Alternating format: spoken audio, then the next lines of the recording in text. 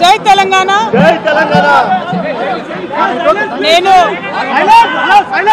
నా కొడుకు Aditya graduation ceremony పూర్తి చేసుకొని అమెరికా నుండి వచ్చే లోపల మరి ఏదో లేఖ లీక్ అయిందని చెప్పి గత 2-3 రోజులుగా చాలా హంగామా నడుస్తున్నట్టుగా తెలుస్తా ఉన్నది. మరి ఈ సందర్భంగా నేను చెప్పదలుచుకున్నది ఒకటే, 2 వారాల క్రితం నేను గౌరవనీయులు పెద్దలు కేసీఆర్ గారికి ఒక లేఖ రాయడం జరిగింది. నేను ఈ విధంగా కేసీఆర్ గారికి ఇదివరకు కూడా నా ఒపీనియన్స్ ఎప్పుడున్నా కూడా లేఖ ద్వారా చెప్పడం జరిగింది. అయితే ఈసారి నేను మొన్ననే చెప్పున్నాను, కుట్రలు కుతంత్రాలు జరుగుతూ ఉన్నాయని. నేను చెప్పిన కొద్ది రోజుల్లోనే మరి నేను అంతర్గతంగా కేసీఆర్ గారికి రాసినటువంటి ఉత్తరం బహిర్గతం కావడం అన్నది, ఇది మరి ఏం జరుగుతుందో అన్నది పార్టీలో ఉన్నటువంటి మనందరం, తెలంగాణ ప్రజలందరూ కూడా ఆలోచించుకోవాల్సినటువంటి విషయం. నేను వేరే ఏం విషయాలు చెప్పలేదు.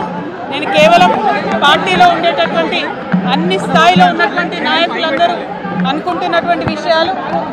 దాదాపు సగం తెలంగాణ నేను ఈ సందర్భంగా ఈ మధ్యలో టూర్ చేసినటువంటి సందర్భంలో తెలంగాణ ప్రజలు అనుకుంటున్నటువంటి విషయాలను మాత్రమే నేను పెద్ద ఎత్తున చెప్పడం జరిగింది తప్పితే నా పర్సనల్ ఎజెండా ఏమీ లేదు. నాకు వ్యక్తిగతంగా ఎవరి మీద ద్వేషం లేదు, ఎవరి మీద ప్రేమ లేదు. కానీ నేను రాసినటువంటి లేఖ చాలా అంతర్గతంగా పార్టీలో మా నాయకుడికి రాసినటువంటిది. అటువంటిది బహిర్గతమైందంటే మరి దాని వెనుక ఉన్నది ఎవరన్నటువంటిది ఆలోచించుకోవాల్సినటువంటి సందర్భం.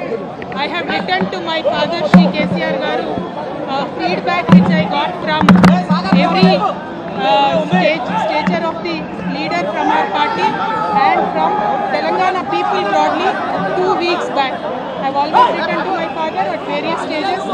Whenever I needed to give him any feedback, I have always written to him. But this time it got out. I believe it is the handiwork of some of the cowards in the party, and the party should decide how to deal with them. I have not written anything negative against KCR garu or the party. To strengthen the party and to work for the people of Telangana. Feedback mechanism is necessary, and that is what I have done. Thank you. Jai Telangana.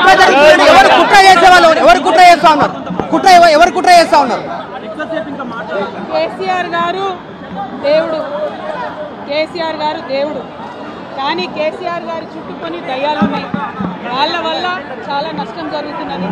పార్టీలో ఉండేటటువంటి నేను కేసీఆర్ గారి కూతుర్ని, అంతరంగికంగా నేను రాసినటువంటి లేఖనే బయటికి వచ్చిందంటే మరి ఇతర సామాన్యుల సంగతి, ఇతరుల పరిస్థితి ఏంటి పార్టీలో అనేది ఇవాళ చర్చ జరగాల్సినటువంటి అవసరం ఉన్నది.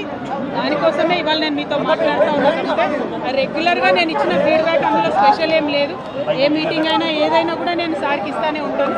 కానీ ఈసారి ప్రత్యేకించి బయటికి రావడం అన్నది నేను బాధాకరంగానే ఉన్నది.